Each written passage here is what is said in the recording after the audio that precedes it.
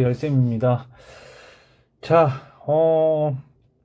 이 강의를 준비하게 된 이유는 일단 생명과학 2 강의가 제가 아직 온라인상에서는 없어요. 그리고 오프라인에서도 이제 2 과목에 대한 이제 수요가 많지 않기 때문에 소수의 학생들만 원하고 여러분들 대부분 이제 등급을 따기 위한 것보다는 이제 절대 평가가 많다 보니까 좀 소홀히 하는 경향도 있고, 그래서 예전엔 많이 뭐 아주 많지는 않았지만 그래도 좀 생투에 대한 관심이 있었는데, 요새는 뭐 수능을 생투를 하지 않는 이상은 관심 별로 없더라고요. 그래서 저도 강의할 기회가 많지 않고, 그래서 근데 오프라인에서 또 이제 생투를 원하는 친구들도 있었는데 굉장히 소수이기 때문에 일단 그냥 만드는 겁니다. 예. 여러분들이 편안하게 그냥 들으시면 되겠고요. 생명과학 2는 쉽지는 않아요. 모든 2 과목이 다 쉽지는 않죠. 특히 이제 생명과학 2는 1하고 연계성이 없는 건 아닙니다. 당연히 1 과목과 2 과목은 연계성이 좀 있지만, 특히나 다른 과목에 비해서는 뭐 물리 같은 경우는 굉장히 연계성이 크거든요. 근데 생2는 연계성이 아주 크지는 않습니다. 크긴 하지만 아주 크지는 않다. 그러니까 그 말은 무슨 말이냐면, 생원을 잘했다고 해서 혹은 생원을 못했다고 해서 생2가 뭐 낯설거나 힘들거나 그런 게 아니라 다 낯설어요. 다 힘들고, 물론 겹치는 부분도 있습니다. 세포 부분은 좀 겹치기 때문에. 자, 그렇게 되고요.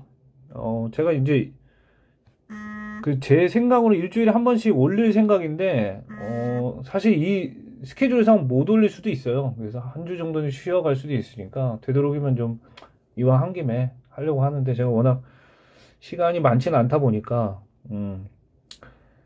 좀 양해해 주시고, 몇 강으로 구성될지도 모르겠습니다. 일단 시작은 했어요. 그냥 시작하고 보는 게 좋을 것 같아서. 자, 좀 길었네요. 오늘 첫 번째 시간은 생명과학의 발달과 연구 방법인데, 생명과학 그 단원을 좀 첫 시간이니까 간단하게 얘기하면 6단원으로 되어 있습니다. 되게 많죠? 근데 사실 이 생명과학 역사는 뭐 그냥 패스해도 사실 되는 부분이에요. 뭐 내신 때는 좀 그래도 알아둬야 되겠죠, 그죠? 패스해도 되는 부분이고, 사실 여러분들이 제일 어려워하는 부분이 우리 3, 4단원이죠. 3, 4단원이고, 뭐 생원도 사실 3, 4단원이 제일 힘들고 어려운데, 여기도 그렇습니다. 특히 이제 세포 광합성은 뭐 암기도 필요하고 이해도 필요하고, 뭐 암기가 사실은 이제 좀 뒷받침이 돼야 되죠. 여기는 좀 그렇지 않다라고 보더라도, 그 다음에 5단원은 학교에서 진도를 나갈 때 그런 경우가 많더라고요. 여기까지 나가고 그냥 끝내는 경우도 많더라고요. 제가 보니까 어차피 이제 3학년들은 내신이 1학기, 2학기 때는 뭐 별 의미가 없잖아요. 그래서 거의 여기 되면 끝나더라고요, 보니까. 뭐, 왜냐면 여기 다양성한테 분류 체계가 나오거든요. 외울 게 많습니다. 예, 그래서 그렇고. 그리고 마지막 6단원도 이제, 어떻게 보면 이 4단원의 연장선에 있다라고 좀 볼 수도 있겠죠. 생명공학 기술은 유전자의 발현과 조절과 관련이 좀 있습니다. 뭐 그렇다는 얘기고요. 자, 오늘 첫 시간 시작하려면 1단원은 한 방에 끝내도록 하겠습니다. 생명과학의 발달과 연구 방법인데, 이 부분은 사실 저도 하기 싫은 부분이에요. 왜냐하면 이게 약간 역사가 있기 때문에 좀 그런 부분이기도 합니다. 일단은 요거부터 좀 얘기를 해볼게요. 그러니까 생명과학의 분야별로 이 발달한 그 과정을 좀 보면, 분야별로 생명과학의 분야가 여러 가지 있지 않습니까? 근데 일단 그 아주 진짜 과거에는 물론 이제 아리스토텔레스 뭐 이런 시절 부터 올라가면 그렇긴 하겠지만, 그 오랜 시절에는 인간에 대한 이제 르네상스로 넘어오면서 인간에 대한 관심이 많아졌잖아요. 신에서 인간 중심으로 바뀌지 않았습니까? 그러면 인간을 보고 싶어 했던 거예요. 그래서 이때 좀 얘기할 게 이제 해부학에 대한 얘기고요. 그리고 나서 사실은 한참 지나고 난 다음에 이제 보면 그 이제 해부학적인 거는 이제 눈으로 그냥 보이는 건데, 그 이후로부터는 작은 세계에 대해서 좀 집중하기 시작한 부분들이 있죠. 그래서 세포학, 예. 세포를 볼 수 있는 어떤 기술, 현미경 기술 이런 것들이 발달하면서 세포학에 대한 얘기, 뭐 그 다음에 세포를 보면서부터 이제 미생물에 대한 거, 바이러스까지 이제 볼 수 있는 시대가 되었으니까요. 그거보다 더 작은 것들은 이제 분자 수준에서 이제 생물의 단위를 배운다라고 해서 분자생물학이죠. 근데 이 분자생물학은 유전하고 굉장히 관련이 있습니다. 그래서 유전학과도 연결이 되는 부분인데, 유전학은 이제 고전적인 유전학은 맨델의 뭐 유전 법칙이라든지 다윈의 뭐 진화에서 나온 어떤 그 바탕을 개념으로, 물론 이제 다윈은 유전에 대한 정확한 어떤 기작들은 몰랐지만 그런 데서 나오는 어떤 유전의 어떤 유전되는 과정이나 이런 것들에 대해서 연구를 했다라고 하면, 지금의 유전은 유전되는 과정에서 분자생물학적으로 유전자가 어디 있고 그 유전자는 염기설로 되어 있는데 그 유전자를 구성하고 있는 DNA는, 유전자가 포함되어 있는 DNA는 어떻게 생겼고, 이런 것들에 이제 대해서 얘기를 하는 거죠. 그래서 이 분자생물학적으로 유전 과정을 본 게 바로 생명공학이라고 보시면 되겠습니다. 그래서 물론 이제 생명공학 과정 그 부분이 많죠. 생명공학 부분이 많긴 한데 유전과 관련된 그래서 뭐 이제 뭐 예를 들면 유전자 제조학 기술이라든지 뭐 이런 것들은 다 유전과 분자생물학이 관련된 부분이죠. 그래서 이게 사실은 이런 것들이 다 연결되는 부분이에요.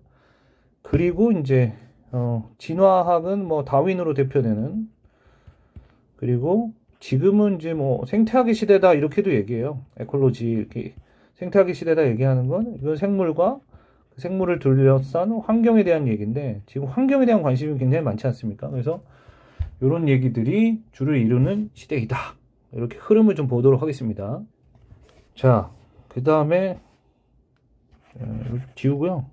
아이고, 필기하실 분들은 필기하시고, 좀 지울게. 이제 분야에 대한 얘기는 했고, 그럼 이제 좀 넘어가서 시대별로 좀 보면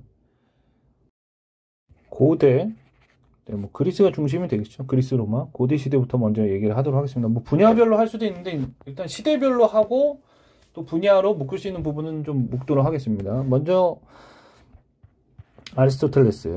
아리스토텔레스는 분류를 했다라고 알려져 있죠. 뭐 많은 동식물들을 분류하고 그것에 대해서 좀 관심을 가졌고, 그 다음에 이 사람은 이제 자연 발생설을 얘기했던 사람이죠. 그 당시에 이제 뭐 과학자들은 뭐 철학도 하고 뭐 수학도 하고 뭐 다 했던 사람들인데, 자연 발생설하고 이제 대비되는 게 생물 속 생설입니다. 지금 들으면 말도 안 되죠, 사실은. 그 자연적으로 생물은 발생한다라는 거예요. 생물은 생물한테서 나오는 거 아닙니까? 새끼는 부모가 있어야 나오는 거고, 아무리 하등한 세균이라고 하더라도 그 세균을 만들어낸 어떤 모세포가 되는 이제 세균이 있어야 되겠죠. 근데 자연적으로 발생한다 이렇게 본 거죠. 그 다음에 뭐 이제 뭐 해부도 좀 하고 뭐 동물 해부도 좀 하고 뭐 그랬다고 하는데, 별 의미, 생물학적으로는 뭐 크게 의미가 있는 사람은 아니다. 뭐 그렇게 보시면 되겠고요. 그 다음에 이제 갈레노스라는 사람입니다.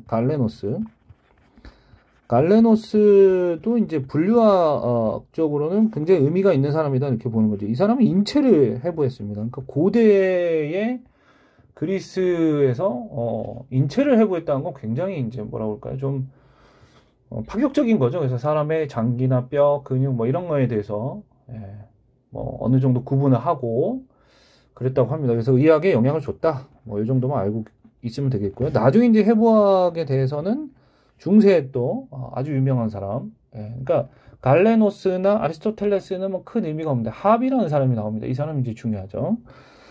자, 그리고 나서 뭐 중간에 저기 뭐 베살리우스 뭐 이런 사람도 있죠. 그 사람도 인체 해부학 한 사람이고, 그리고 네, 중세로 가면 여기서 합의 얘기를 해야 되겠죠. 여기서 바로 해도 되겠네, 합의 얘기를. 이 사람도 이제 해부와 관련된 이제 사람이죠. 이 사람의 이제 큰 업적은 혈액 순환의 원리를 알아냈다는 겁니다. 그러니까 그 전까지는 혈액이 소모된다 이렇게 봤어요. 혈액이 있는 걸 알잖아요. 혈액이 소모된다 이렇게 생각을 했어요. 우리가 뭐 이렇게 뭐 어, 그런 걸 좀 상상하면 좀 잔인하긴 하지만 어떤 인체의 특정 부위가 막 절단되고 그러면 피가 이제 막 뿜어져 나오는 게 보이고 어, 그래서 그 전까지는 막 그 혈액이 간에서 생성된다 이렇게 생각을 했어요. 여러분들 생간을 보면 알지만 생간 막 피가 뚝뚝 떨어지잖아요. 근데 합의는 이게 이제 심장으로 이동하는 혈액의 양이 생각보다 많은 걸 알고 그 많은 혈액이 이동하는 혈액이 계속 만들어지고 계속 소모된다는 거는 이상하지 않겠냐 이렇게 본 거죠. 그래서 거기에 대해서 의문을 가지고서는 혈액이 순환하는 거 아닌가 이렇게 생각을 하고 실제로 요 그림을 볼까요? 어디 있어? 예. 이런 실험도 했다는 거죠. 여길 묶어요. 그러면 묶으면 동맥을 통해서 여러분들 잘 아시겠지만 동맥을 통해서 가서 모세혈관에서 다시 정맥을 통해서 그러니까 심장으로 갔다가 정맥을 통해서 다시 심장으로 들어오지 않습니까? 동맥으로 나가서 모세혈관 갔다 정맥으로. 그러면 이렇게 갈 때는 동맥으로 간단 말이에요. 그리고 이렇게 돌아올 때는 정맥으로 돌아오는데 이거 묶어버리면 사실 이렇게 다 보이는 것들은 정맥들이거든요. 근데 못 돌아오니까 여기서 이 혈관이 부풀어 오는 거 본 거죠. 그리고 여길 막음으로 인해서 여기가 또 혈액이 안 흐르는 거 본 거죠. 혈액이 일정한 방향으로 흐른다는 거. 이런 것들을 알아낸 게 이제 합의의 큰 업적이라고 할 수 있겠습니다. 그래서 혈액순환 그 원리에 대해서 좀 알아냈다. 이런 부분이 되겠고요. 자, 그 다음에 이제 그러니까 여기 이제 해부학과 관련된 부분이죠. 주로 해부학과 관련된 부분인데 그리고 나서 이제 누가 나오냐면 그 유명한 이제 그 세포와 관련된 중세 시대 때 세포와 관련된 얘기들이 좀 나옵니다. 그리고 이제 이 중간은 너무 왜 이렇게 뭐가 없냐 이렇게 물어보면 고대에서 중세로 가면 뭐 중세면은 주로 이제 그 과학이 발달한 시기는 르네상스 이후 시기 아닙니까? 그러면 제가 뭐 사회는 잘 모르지만 15세기, 16세기 그쯤 될까요? 그 16세기, 15세기 이후로 보면 그러면 이 고대랑 중세랑 너무 뜨는데 우리가 뭐 중학교 때도 뭐 물질관 할 때 뭐 그런 것도 기억이 나시는지 모르겠지만 아리스토텔레스가 사원서설을 얘기하고 나서 현대 근대적인 이제 원자설을 얘기한 거는 보일 아니겠습니까? 그때까지도 뭐 거의 2000년 가까이 시간이 지났단 말이에요. 이것도 마찬가지죠. 왜냐하면 이 시대가 이제 종교의 시대였잖아요. 그죠? 그러니까 중세 시대에서 이제 르네상스로 들어오면서 경험주의, 그 다음에 인간 중심의 어떤 사고로 전환이 되기 시작하면서 이제 과학이 발달했지만 그 전에는 굉장히 과학사적으로 보면은 굉장히 발전이 없던 시대였죠. 자, 세포에서는 이제 로버트 훅을 빼놓을 수가 없습니다. 로버트 훅. 이 사람은 로버트 훅.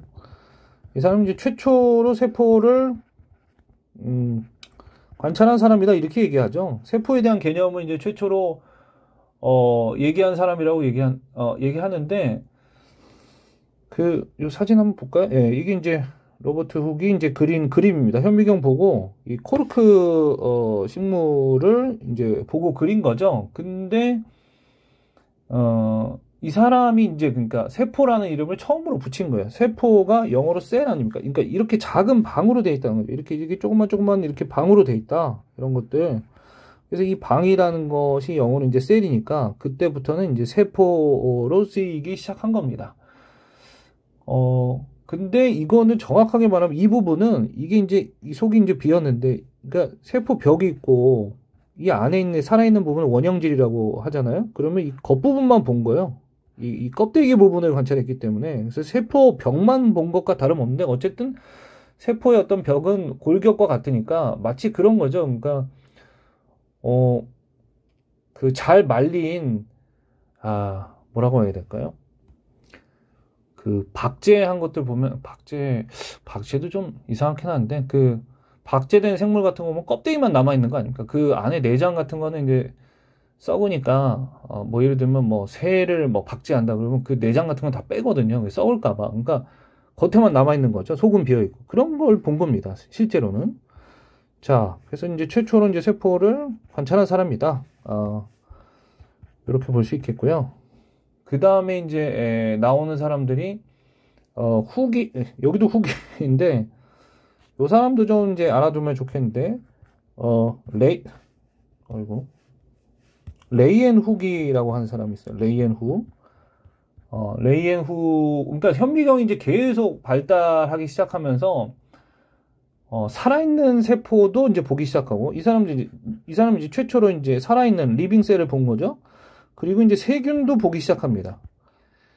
진핵세포보다는 좀 작지만, 원핵세포로 된 세포도 볼 수가 있거든요. 그래서, 이 사람이 이제 작은 생물들을 관찰하면서 미생물 관찰의 이제 시대를 열었다. 그리고 미생물 연구를 굉장히 많이 합니다. 그래서 뭐 이 사람 뭐 미생물의 아버지 뭐 이렇게도 부르죠. 그리고 이제 세포와 관련된 사람이 이건 뭐 바로 세포와 관련됐으니까 얘기하면 슐라이덴하고 슈반이 있어요. 슐라이덴하고 그 다음에 슈반이 있습니다. 위에 사람은 이제 식물세포를 관찰하고 연구한 사람이고, 이 사람은 이제 동물세포를 연구한 사람이죠. 여러분들 기억나시는지 모르겠지만, 생명과학 1에서 그 슈반세포, 절연체를 이렇게 뉴런에 이렇게 축삭돌기가 이렇게 있지 않습니까? 이 축삭돌기를 이렇게 감싸고 있는 부분 있잖아요. 이렇게. 요 부분, 감싸고 있는 요 부분이 바로 슈반세포로 되어 있다. 이렇게 얘기했죠. 이 마리집이. 예. 그 슈반을 따가지고 만든 이름입니다. 예. 자, 이런 구조들이 이제 많이 발견을 해냈고, 이제 연구를 한 거죠. 그러면서 이 사람들의 얘기를 따서, 피로호라는 사람이 있어요. 피로호라는 사람이 이제 세포설을 정리합니다. 세포설은 세 가지 내용으로 되어 있는데, 첫 번째, 모든 생물은 세포로 되어 있다. 네, 세포로 구성되어 있다. 이거고요. 그 세포라는 건 뭐냐? 세포는 기능적, 네, 제가 글씨를 좀 편하게 쓰더라도 이해해 주세요. 구조적 기본 단위이다. S펜 쓰는 게 아직은 좀 영 어색해가지고요. 자, 세 번째는 세포는 세포로부터 온다. 세포는 세포로부터 나온다 이거야. 그러니까 이 얘기는 뭐냐면 생물 속생설이죠. 생물 속생설하고 연결이 되는 겁니다. 자연적으로 발생하지 않는다는 거예요. 예. 이것을 이제 정리한 사람이 피로호가 되겠습니다. 자, 그 다음에 조금 넘어갈게요. 좀 자리가 부족하니까 좀 넘겨서 정리해보면, 자, 그 다음에는 이제 힐, 그리고 켈빈이라는 사람이 있어요. 켈빈. 힐과 켈빈. 이 켈빈은 여러분들이 이제 그리고 벤슨 이런 사람도 있는데, 이 사람들이 전부 다 광합성과 관련된 실험을 한 사람들입니다. 광합성 파트 할 때 이 사람들의 연구에 대해서 이제 쭉 얘기를 할 거예요. 그래서 광합성에 발생하는 산소가 어디서 나왔냐? 이거는 이제 알아낸 사람이 힐인데, 물 분해에서 이제 나온 게 광합성 과정에서 그런 거예요. 그 다음에 이제 켈빈과 벤슨, 같은 경우는 특히 이제 광합성의 원리에 대해서 이제 얘기한 거죠. 그래서 이산화탄소가 포도당으로 되는 과정, 그러니까 광합성 과정을 알아낸 사람들이에요. 광합성 과정. 예. 그리고 특히 이 켈빈은 켈빈 회로라고 있어요. 켈빈 사이클에서 켈빈 회로 반반응에서 상당히 중요한 이 내용입니다. 그래서 그것을 알아낸 사람이 켈빈이다. 이렇게 보시면 되겠어요. 이런 것들은 다 생리학의 파트라고 볼 수 있겠습니다. 생리학. 그 다음에 자연스럽게 이제 시대로 넘어가서요. 그 이후의 시대에는 미생물과 연결된 사람들이 많이 나오는데, 아까 이제 그 세포설 피로 얘기했었잖아요. 그리고 나서 이제 유명한 사람이 뭐냐면, 미생물, 그리고 이제 감염병에 대한 얘기. 미생물과 감염병은 연결이 되는 게 세균에 의한 감염, 이런 것들이 많았던 시대죠. 중세시대 때 뭐 여러분들 잘 알겠지만, 흑사병으로 뭐 유럽 전체 인구의 뭐 상당히 많은 사람이 죽고 이러면서, 야, 이런 피해를 줄일 수 있기 위해서 우리가 어떻게 노력해야 되냐, 이런 연구들이 많이 있었잖아요. 정말 대표적인 사람이 여러분들 잘 아시겠지만 파스텔입니다. 파스텔. 아주 유명한 얘기도 있잖아요. 뭐 영국은 무슨 뭐 인도와 섹스피어를 바꾸지 않겠다. 이런 뭐 오만한 표현이긴 한데 그만큼 위대한 이제 문호라고 여겨지는 섹스피어를 이제 높이기 위해서 한 말이잖아요. 그래서 그에 대응하는 말이 프랑스는 프랑스 사람이잖아요. 우리는 아프리카 전체와 파스텔을 바꾸지 않겠다. 그만큼 위대한 과학자로 얘기를 한 거죠. 이 사람 파스텔은 이제 미생물 연구를 정말 많이 한 사람이고요. 그 다음에 백신 개발한 사람이죠. 최초의 백신을 개발했다. 이렇게 생각하면 되고, 그 다음에 이 파스테르가 생물 속생설을 어떻게 보면 확립한 사람입니다. 그러니까 생물 속생설 과정은 이게 이제 확립되기 전에는 뭐 자연 발생설하고 생물 속생설이 계속 나왔었어요. 그래서 뭐 레디의 실험이라든지 스팔란차니의 실험이라든지 이런 건데 예를 들면 그러니까 아리스토텔레스가 왜 그러면 자연 발생설을 얘기했냐면 뭐죠? 그 당시에는 들어왔을 거 아닙니까? 진드기, 무슨 뭐 구더기, 뭐 곰팡이 이런 것들이 들어온 환경에서는 잘 생기잖아요. 그냥 생긴다고 본 거야. 근데 그 당시에는 어떤 자기가 보는 경험만 이제 알고 있으니까 땀 흘렸더니 막 땀 흘린 그 막 옷을 막 아무데나 놔두면 곰팡이 생기고 뭐 그 주변에 진드기도 생기고 그 다음에 음식물 썩어가는데 막 구더기가 막 그냥 생기는 것 같고 막 그럴 거 아니에요. 그죠? 근데 이거를 막 이제 나중에는 이제 레디라는 사람이 이렇게 구더기가 자연적으로 발생하지 않는다는 걸 보여주기 위해서 이렇게 뚜껑을 막고 천으로 막았어요. 천으로 막고 여기다가 이제 음식물 쓰레기 같은 거 넣었겠죠. 그랬더니 구더기가 안 생겼어. 처음에 이렇게 막 음식물 썩어가는 걸 이렇게 놓으면 구더기가 막 여기 생기더라고요. 그 구더기라는 건 저 파리 유충이죠. 뭐 그런데 그 이후에 또 뭐 이걸 또 반대하는 사람이 생겨가지고 그걸 가지고 또 실험을 하고 뭐 이렇게 얘기를 한 겁니다. 그래서 결국 이런 논란을 이제 나중에는 파스테르가 완전히 이제 종식을 시켜버리는 그런 실험을 하게 되죠. 그 실험 잠깐 보면, 그러니까 파스테르는 실험을 이제 지금 여러 단계로 했잖아요. 이거 이제 이 실험 전에 이제 스팔란차니라는 사람이 이제 끓인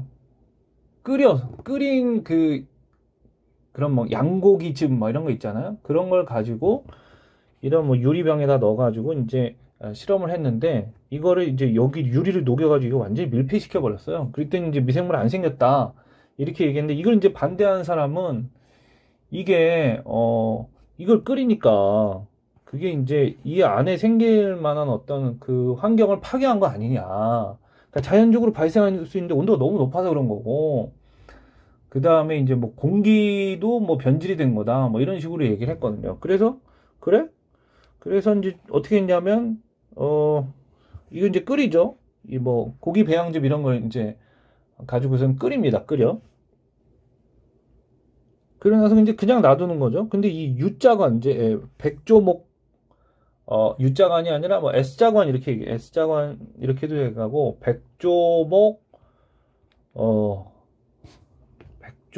플라스크, 백조목 플라스크, 백조목이 이렇게 생겼다고 해서 이렇게 한 거예요. 그러면 이걸 하면 어떻게 되냐면 이쪽으로 미생물이 들어오다 이렇게 넘어가기가 어렵잖아요. 그래서 이렇게 실험을 했더니 이걸 가지고 실험했더니 여기 미생물이 생기지 않았다 이거예요. 근데 이거 아까 뭐라 그랬냐면 열을 가해서 이게 안 생긴 거다라고 얘기했으니까 그래? 열 가하고 그럼 이걸 부러뜨려 볼게. 그랬더니 바로 생기는 거야. 그러니까 여기를 미생물들이 못 넘어가니까 이런 일이 벌어졌다 이렇게 얘기하는 거죠. 박테리아가 프레젠트 했다는 건 이제 나타났다는 거죠. 그죠? 여기는 안 나타났다는 거죠.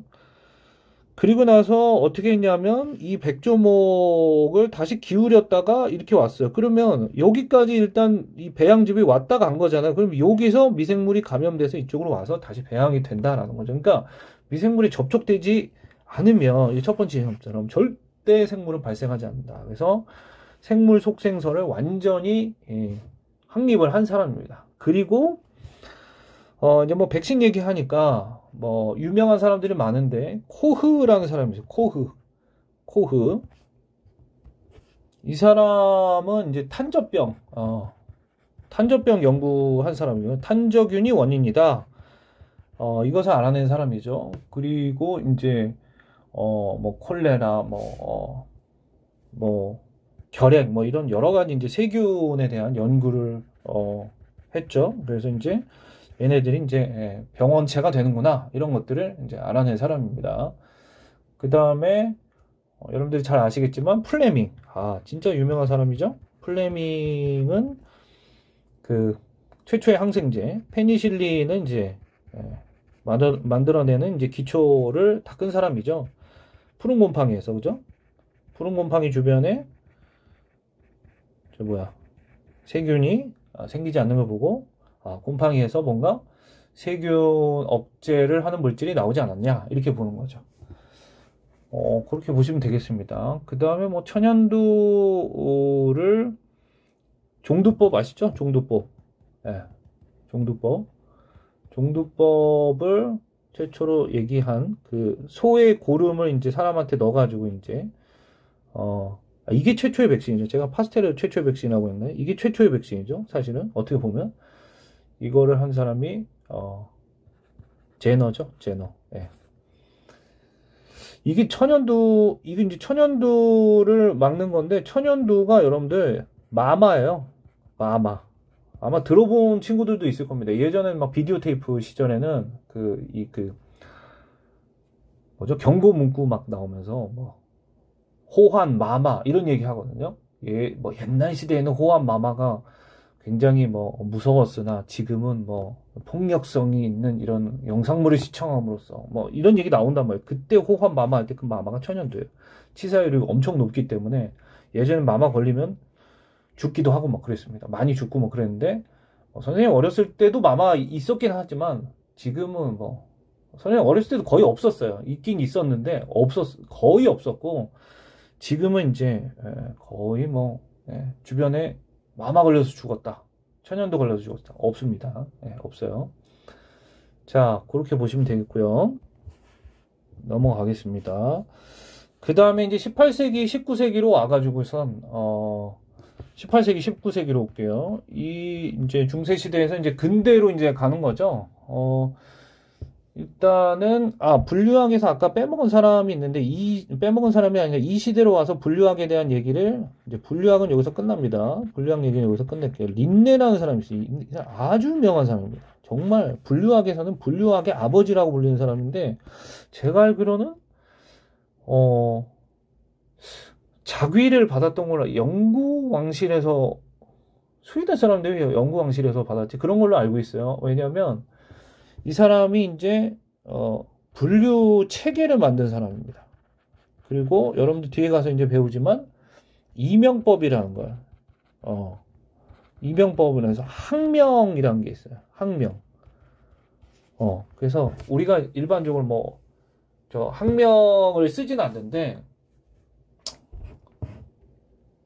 호랑이 같은 경우는 타이거인데 티그리스 뭐 이런 식으로 얘기하거든요.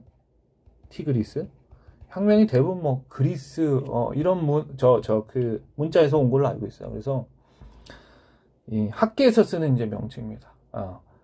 그리고 명명자의 이름을 쓰게 돼 있는데 린네가 쓰여진 게 되게 많아요. 린네 이렇게 쓰나? 이렇게 써요. 이렇게 쓰죠. 린네 이름으로 쓰여진 그 학명이 엄청 많습니다. 그러니까 그만큼 이 사람이 많은 생물을 분류했던 사람이에요. 굉장히 체계적으로 분류했고 엄청 많은 특히 이제 식물 이런 것들을 굉장히 동물도 마찬가지예요. 굉장히 많이 분류한 사람입니다. 종에 대한 개념을 최초로 이제 도입을 한 사람이에요. 분류 체계를 만들었으니까. 자, 분류학은 끝났고 그 이후에 이제 진화학에 대해서 좀 얘기하면 크게는 이제 라마르크라는 사람이 있고요. 그 다음에 다윈이 있습니다. 물론 다윈 이후에 드브리스도 있고, 더 브리스 이렇게 얘기하는 드브리스도 있고, 뭐 여러 학자들이 있었지만 이 사람들이 대표적인데 라마르크는 용불용설을 주장했던 사람인데 쓸 용자에다가 불용 이건 뒤에 가서 얘기할 건 뭐 자세히 얘기하지는 않겠습니다. 그러니까 잘 쓰는 부분은 발달하고 쓰지 않는 부분은 퇴화한다. 그래서 뭐 기린의 목이 자꾸 이제 쓰다 보니까 길어졌다 이런 얘기인데 후천적 형질, 획득 형질이죠. 후천적으로 얻은 형질이 유전된다 뭐 이렇게 얘기했는데 이게 이제 유전되지 않습니다. 실제로는 뭐 내가 노력해가지고 뭐 예를 들어서 근육이 많아졌어요. 그럼 내 자식도 갑자기 태어나자마자 근육이 많냐? 그런 거 아니잖아요. 그래서 이 사람은 지금은 이제 안 받아들여지고 있습니다. 근데 왜 배우냐면 이 사람이 이제 진화에 대한 최초의 어떤 진화적인 개념을 얘기한 사람이다라고 해서 이제 본 거죠. 다윈은 여러분들 잘 아시죠? 자연선택설 얘기한 사람 되겠습니다. 그 다음에 이제 유전학 분자생물학 쪽으로 가면요. 유전학 분자생물학 생명공학도 여기 있다라고 봐야 되겠죠. 물론 이제 여기서 더 발전시킨 건데 멘델 있죠. 멘델 아주 유명하죠. 멘델. 근데 사실 멘델이 있을 당시에는 유명하지 않았어요. 여러분들 잘 아시겠지만 멘델은 수도사였고 그죠?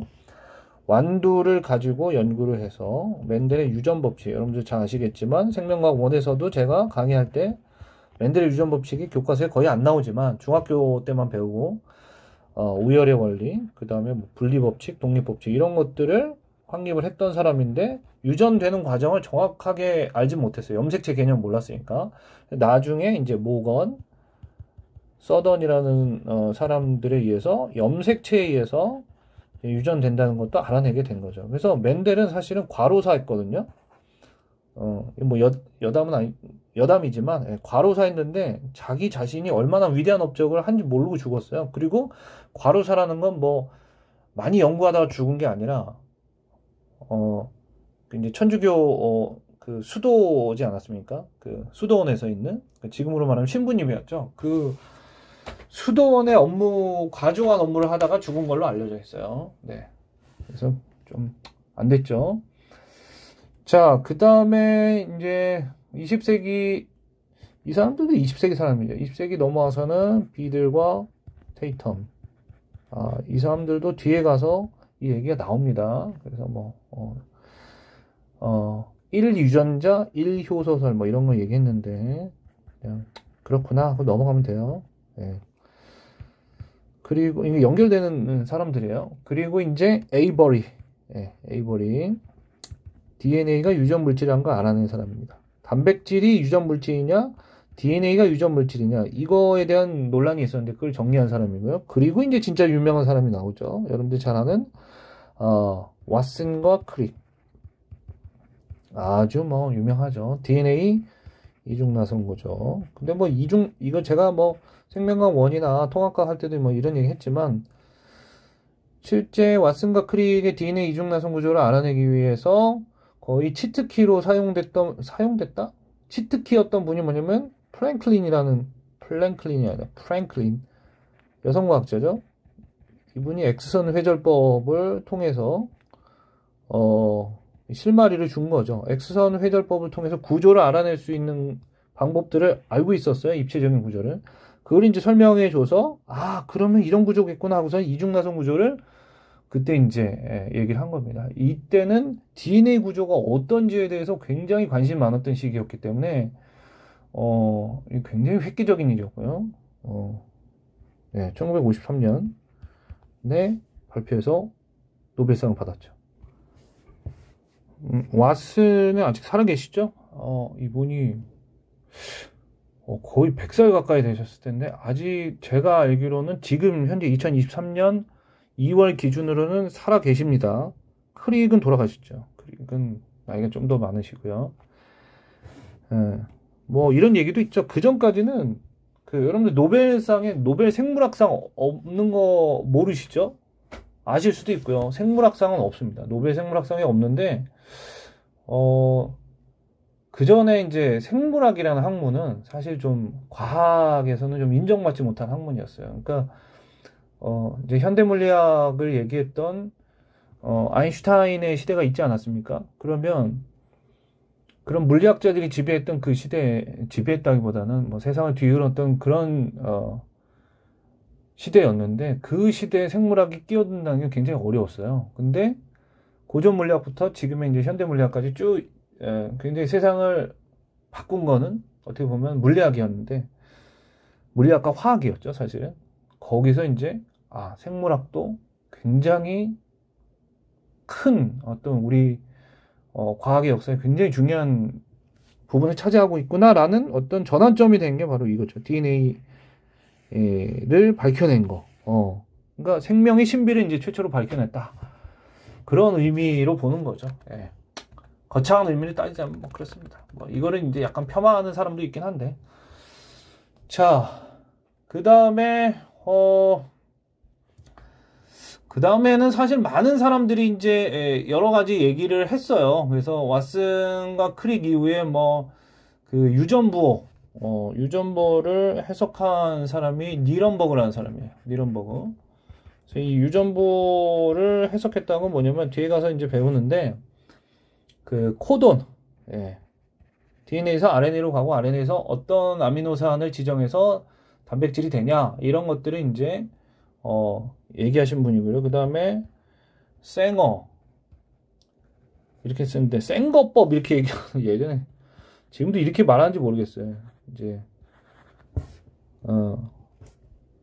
이게 예전에는 다 생거법 이렇게 얘기했는데 이게 참 우리나라 표현식으로 그러는데 이분이 이제 염기설 분석법을 알아낸 분입니다. 예. 자, 이렇게 뭐 제가 쭉 얘기를 하는데 사실은 이게 별로 중요한 건 아니에요. 이거 뭐 다 어떻게 합니까? 그죠? 그 다음에 뭐 사람으로 보지 않고요. 이제 유전학, 분자생물학, 생명공학 기술로 보면 유전체 사업, 인간 유전체 사업 그래서 휴먼 지놈 프로젝트. 저는 이게 게놈이라고 읽는 걸 별로 안 좋아해요. 영어식으로 읽는 게 더 낫다라고 보거든요. 유전자가 지인인데 왜 이걸 굳이 게놈 발음이 아마 미국식 발음은 아닌 걸로 알고 있습니다. 지놈 프로젝트. 지놈 프로젝트를 해서 사람의 모든 유전체, 그러니까 염기서열을 알아낸 이제 그건데 2003년에 이제 끝났습니다. 이게 더 오래 걸릴 걸로 예상했거든요. 근데 끝났어요. 이게 뭐 이런 게 있고요. 그 다음에 크리스퍼 유전자 가위 기술 뭐 이런 것도 있습니다. 유전자 가위 기술. 그래서 특정한 유전자를 잘라내는 기술이다. 이렇게 보시면 되겠습니다. 이것도 뭐 자세히 얘기는 안 하겠는데, 네. 또 나중에 대학 가면 또 배워요. 이런 것들은. 대학이나 대학원 가면 배웁니다. 자, 여기까지 좀 해보도록 하겠습니다. 오늘은 뭐 그렇게 중요한 내용은 없었어요. 다음 시간에, 세포에 대한 얘기 해보도록 하겠고요. 고생 많으셨고요. 다음 시간부터 이제 본격적인 얘기를 좀 해보도록 하겠습니다.